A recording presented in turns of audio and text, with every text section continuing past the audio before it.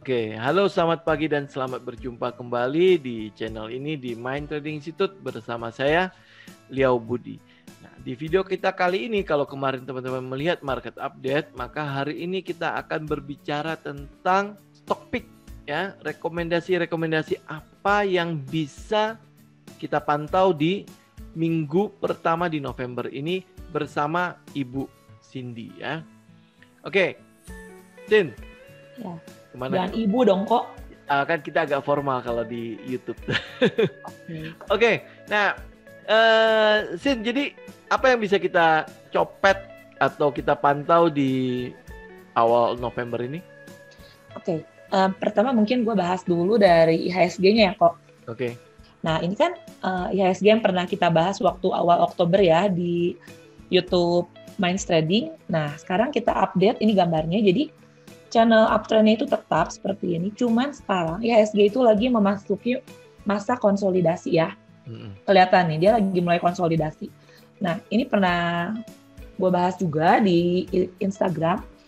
Kalau si IHSG ini punya titik resisten penting area 5175 dan 5225 dan itu masih sampai saat ini. Dan area supportnya ada dua ya. Yang pertama itu di gap ya. Gap ini belum keisi, dikit banget, kurang dikit banget. Di sini ada gap. Dan di support psikologis area 5000 seperti biasa. Nah, minggu depan ini kan ada pemilu juga di Amerika. Jadi pasar ada kemungkinan akan volatil ya pergerakannya. Tapi kalau misalnya terjadi penurunan, kita ngincernya ke dua sektor ya. Kalau saya sukanya di sektor properti. Ini kelihatan ya, sektor properti ini udah bagus chartnya ya. Udah mengarah ke atas ya. Udah ini sebenarnya kalau agak di medium term ini mulai sideways mengarah ke atas nih. Zonanya udah mulai kebaca ya. Kalau untuk properti, saya sukanya BSDE. Okay. BSDE ini channel uptrend-nya juga kelihatan ya, di short term-nya udah uptrend.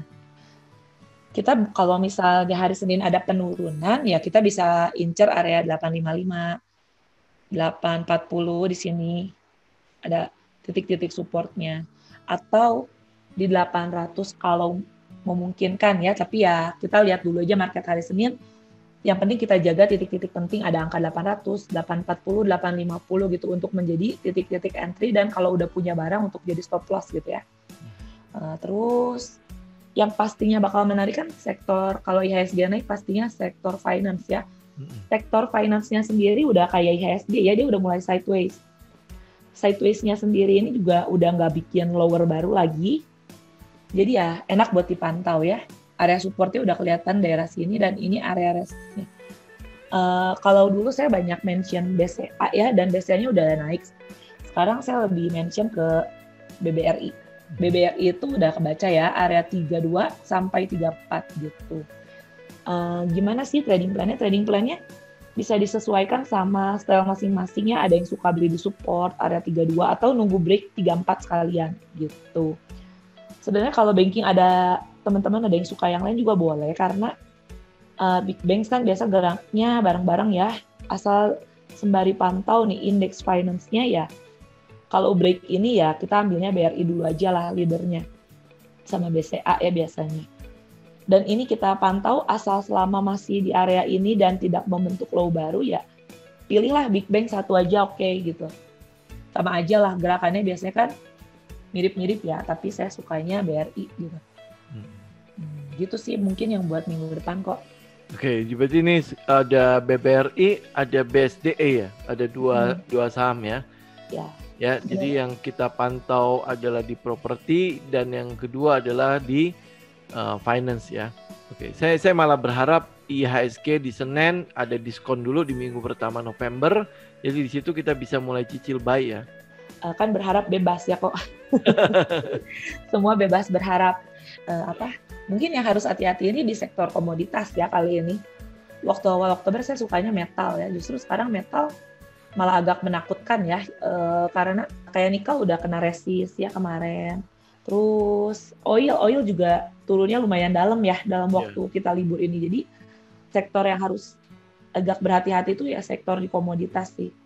CPO sendiri kemarin udah sahamnya kayak LSIP Ali ya pada kena ini ya, pada kena resist supportnya di sini ya. Ini waktu di mention awal Oktober udah naik juga nih. Nah, kalau saham-saham yang waktu di mention Oktober itu harusnya udah pada trailing stop ya. Nah, sekarang yang justru sektor yang harus berhati-hati itu ya sektor komoditas sementara ya.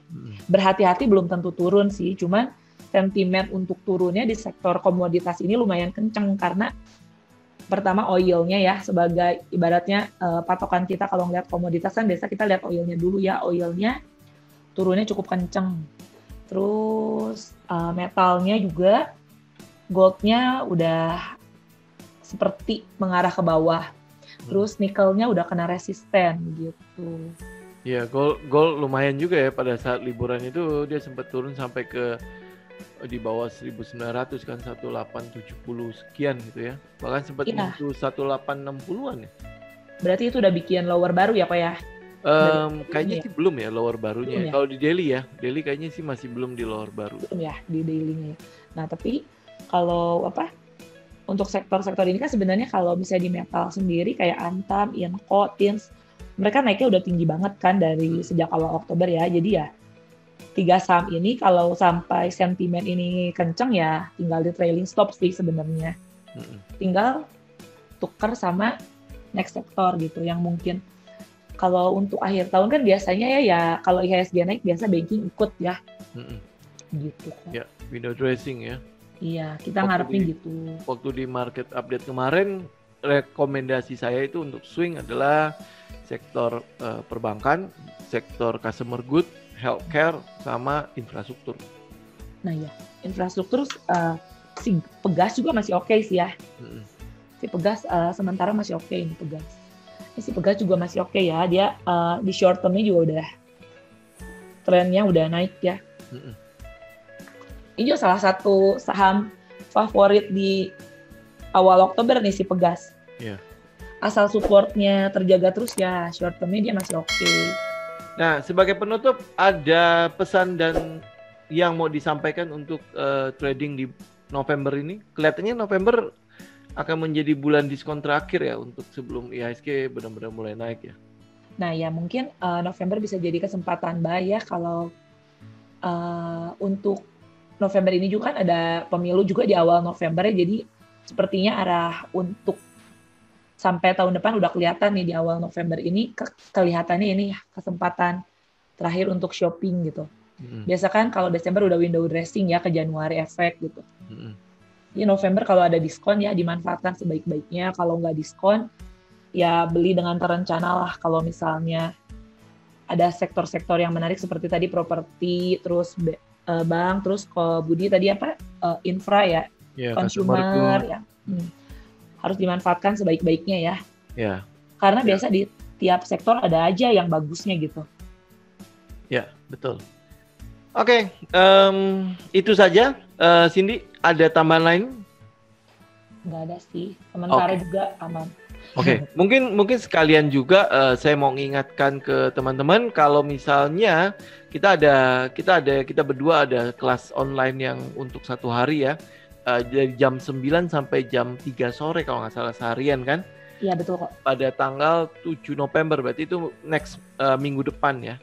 Minggu depan dia investasinya kalau nggak salah 750.000 per orang ya. Betul ya? Ya biaya investasinya itu dan nanti kita bakal belajar tipe-tipe ini ya trader ya yang disesuaikan ya. Maksudnya kita belajar untuk mencari mengenali diri sendiri ya kok ya. Kita lebih ke tipe mana dan apa yang harus kita lakukan gitu biar sesuai sama tipe trader kita masing-masing. Ya, dan itu berlangsung selama 1 hari. Jadi artinya teman-teman benar-benar akan mendapatkan pelatihan dalam 1 hari full dan teman-teman di rumah saja. Kita akan lakukan online. Jadi artinya teman-teman bisa celana pendekan ya, benar-benar sesantai mungkin. Dan kita harapkan dari pelatihan ini setidaknya teman-teman bisa keluarlah dari cycle of doom yang mungkin teman-teman yang cari selama ini gitu ya. Tipe apa sih saya gitu ya, metode apa sih yang cocok untuk saya. Dan kita harapkan dari kelas ini teman-teman bisa menemukan metodenya dan menemukan setidaknya siapa saya tipe trader seperti apa saya, dan saya cocok ada di mana. Nah, ya, mengenali diri sendiri ya. Jadi temanya mencari jati diri ya. Ya. Oke, nah untuk teman-teman yang mau tahu lebih lengkap tentang kelas pelatihan ini, saya sertakan di link di bawah. Di kolom komentar juga ada linknya. Teman-teman bisa langsung hubungi admin untuk menanyakan lebih lengkap. Karena kelas ini akan mulai dari tanggal 7 November, artinya hanya tinggal 1 minggu lagi. Jadi kesempatan teman-teman untuk bisa mengikuti kelas ini kurang lebih sampai hari Sabtu lah ya. Hari Sabtu itu adalah pendaftaran terakhir buat teman-teman. Sabtu depan, tanggal 6 November. Jumat kok, sorry. Oh, itu Jumat ya? Oke, tanggal 7 berarti hari Sabtu ya. Oke, berarti tanggal 6 November itu adalah pendaftaran terakhir buat teman-teman. Ya, silakan hubungi admin, kita taruh link di bawah.